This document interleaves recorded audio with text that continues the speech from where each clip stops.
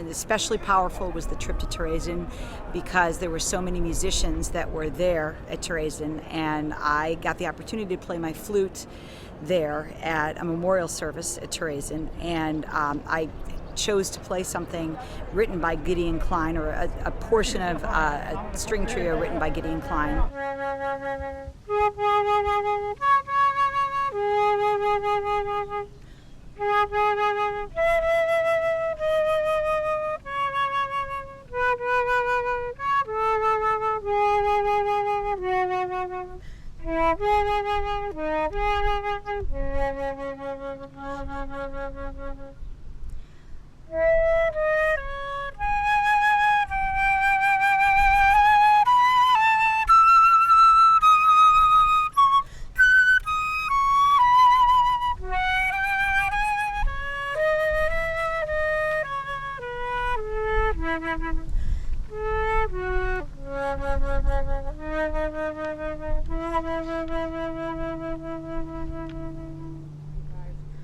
6 million men and women, boys and girls, young men and women, infants and the elderly, who were cruelly slain and butchered and mass murdered in their dwelling places and cities and in the forests and villages.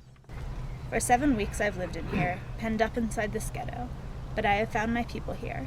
The dandelions call to me, and the white chestnut candles in the court, only I never saw another butterfly. He described the one and only butterfly he did see there, so richly, brightly, dazzlingly yellow. It flew away, he said, up and up, away from Earth, leaving the cold gray world of Terezin behind. He fixed his attention on that butterfly. The sun has made a veil of gold, so lovely that my body aches. Above the heavens shriek with blue, convinced I've smiled by some mistake. The world's abloom and seems to smile. I want to fly, but where, how high? If in barbed wires things can bloom, why can't I? I will not die. I say, you are my refuge. All I have in the land of the living. Free me from prison that I may praise your name.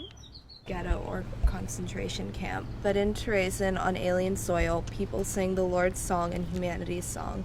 They wrote poems and put on plays and painted pictures. They performed the Verdi Requiem 13 times. They defied their Nazi tormentors by creating transcendent beauty in the midst of ugliness.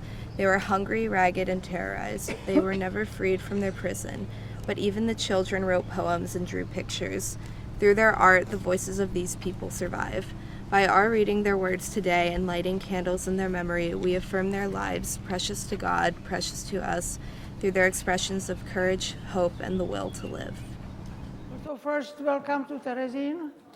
Let me introduce myself to you. My name is Dagmar Liblova, and I was asked to come here and to spend the day with you here, not because I would be a professional guide, but I am one of the few people who are survivors of Terezin and who are still able to speak with people, because, you know, we are getting more and more old, and some of us who were able to do it several years ago are now too old or too weak or too ill or too sick to do it.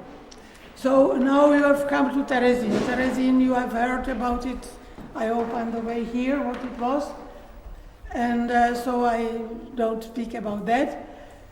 Maybe so that you know what my way through Terezin was. I came here in June 1942, and I was 13. I came here with my parents and with my younger sister and with our grandmother. And the grandmother was then sent away in autumn 42, and we were lucky to stay here 1.5 years in Terezin, to December 1943. In December 1943, we were sent to Auschwitz, to so-called family camp. So I was lucky to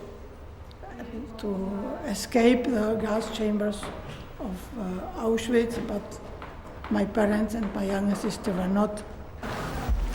There were about 15,000 children who arrived here, but only from those who were then sent away to other places, only, it's again not quite clear, but about 300 or 400 survived.